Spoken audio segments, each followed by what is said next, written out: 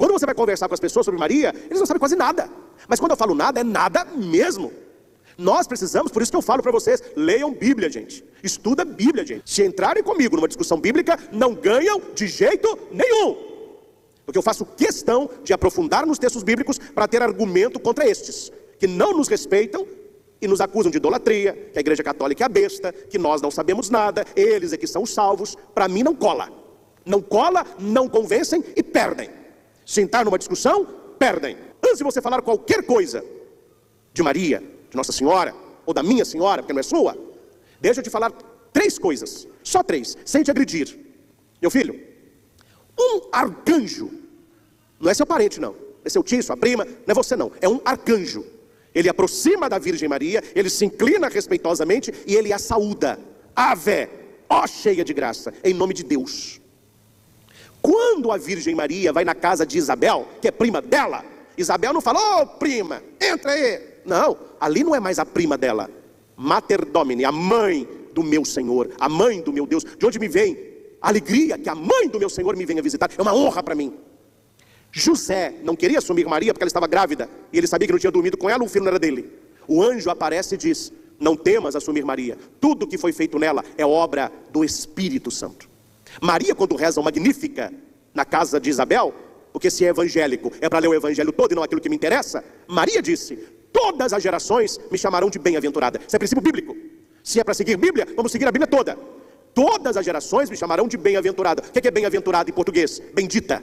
Nós, quando rezamos a Ave Maria, bendita és tu entre as mulheres, nós estamos cumprindo o Magnífica. Todas as gerações me chamarão de bem-aventurada. E para terminar, quando Jesus estava agonizando na cruz, para não deixar a mãe dele sozinha, ele disse para João, eis a tua mãe, eis o teu filho. E João a levou para casa. Olha, meu irmão, o arcanjo, em nome de Deus, saúda Maria.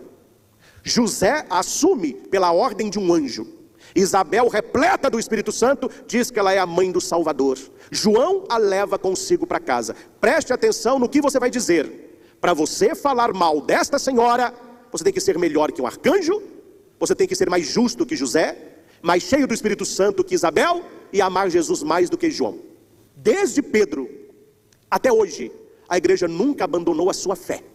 Nós vemos escândalos com bens materiais, nós vemos escândalos sexuais, escândalos de membros um ou outro, mas quando você olha a história da igreja toda sobre fé, nunca a igreja tirou de Jesus a sua humanidade e a sua divindade. Nunca a igreja negou os sacramentos. Nunca a igreja desmentiu a Sagrada Escritura. Quer dizer, mesmo no tempo das mazelas da igreja, o depósito da fé, ele sempre foi guardado. E guerras homéricas aconteceram para defender esta fé que hoje nós professamos de maneira tranquila. Isso as pessoas não dizem. Claro, nós amamos e respeitamos os nossos irmãos protestantes. Mas quem conhece história vai entender o que eu vou dizer aqui. Se não fosse a igreja católica, você não teria Bíblia nas suas mãos. Se não fosse a igreja católica, os protestantes não andariam com Bíblia debaixo do braço, nos criticando. Leia a história.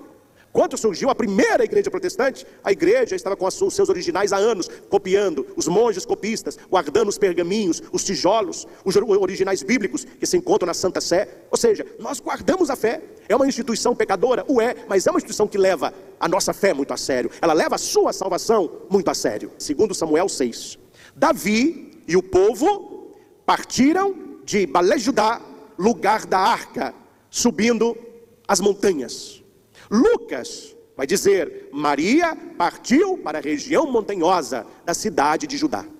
A arca é levada para Judá, lugar montanhoso. Maria vai para a casa de Isabel, lugar montanhoso. Segundo, expressão de alegria. Davi, quando viu a arca, ele dançou, versículo 5, com alegria, versículo 12, saltando e rodopiando, versículo 14. Quando o menino João Batista sente a presença de Maria, a nova arca chegando, a Bíblia vai dizer que ele estremeceu de alegria no útero de Isabel. O original grego, ele dançou. João Batista, no útero de Isabel, ele deu uma dançadinha.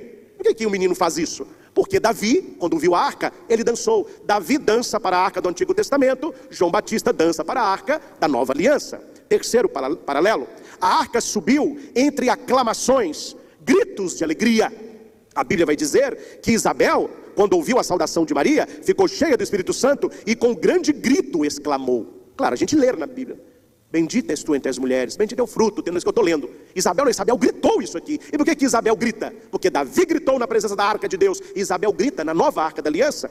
A arca O Senhor abençoou a casa de Obed-Edom, é onde estava a arca. Por isso que Davi a pediu de volta. Aí ele está sendo abençoado, eu também quero ser abençoado. Quando Maria chega na casa de Isabel, Isabel é abençoada. Mais do que Obed-Edom, ele foi abençoado com a arca. Isabel ficou cheia do Espírito Santo. Gente, quem é cheio do Espírito Santo, olha para Maria e diz: bendita és tu entre as mulheres. Foi com Isabel assim? Por que conosco seria diferente? Isabel, cheia do Espírito Santo, exclamou: esta é a mãe do meu Senhor, a mãe do meu Deus. Maria vai responder: eis aqui a serva do Senhor. Isabel vai dizer: a mãe do meu Senhor, serva de Deus, mãe de Deus. Queratomene, mãe de Deus. Temor reverencial. Davi vai dizer: como eu posso ter a honra de receber na minha casa a arca do Senhor? Versículo 9, o que Isabel vai dizer? Como a mãe do meu Senhor vem me visitar. Que honra é essa? Olha o paralelo perfeito dos textos. E último, tempo de permanência. A arca da aliança ficou na casa de Obed-Edom 3 meses. E o final do texto vai dizer: Maria ficou na casa de Isabel durante 3 meses. João, quando está na ilha de Patmos, ele está tendo visões, ele vê a arca da aliança. Depois ele vê a mulher vestida de sol. Para quem estuda Apocalipse, João, ele tem essas visões, a mesma visão de símbolos diversos. Ele vê a mesma coisa de maneiras diversas. Aí ele vai escrever, ele vai vendo e ele vai escrevendo. Então ele está vendo a arca e ele está vendo a mulher vestida de sol. Logo que a arca aparece no templo, aparece a mulher vestida de sol. Gente, aqui não tem nem que forçar o texto. Por que a Bíblia diz que apareceu a arca e depois apareceu a mulher? Não é possível que nós não matamos a charada, que a mulher é Maria. E a arca é a aliança do Antigo Testamento. E no céu Maria é a nova arca. Como a arca não passou por estado de deteriorização, assim o corpo da virgem também não, porque é mais do que a cássia. A santidade é mais do que ouro. Outra coisa que não cabe na minha cabeça, nem no meu coração. Se alguém souber a resposta, me diga, por favor. Pode mandar e-mail, mensagem, me respondam isso.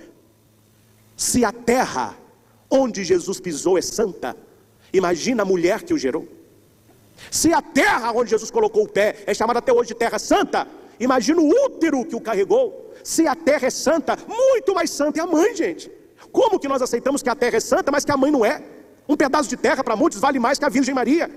Um pedaço de pedra onde Jesus colocou o pé é mais santo do que a Virgem Maria. Não dá para entender uma coisa dessa. Se a terra santa é santa, porque Jesus ali passou, muito mais santa é aquela que o trouxe. Muito mais santa é o útero virginal de Maria. Amemos a terra santa, mas não desprezemos a mãe, porque toda a profecia se cumpre nela. O que havia na arca da aliança antiga? Se alguém perguntar para você, o que tem dentro da arca da aliança?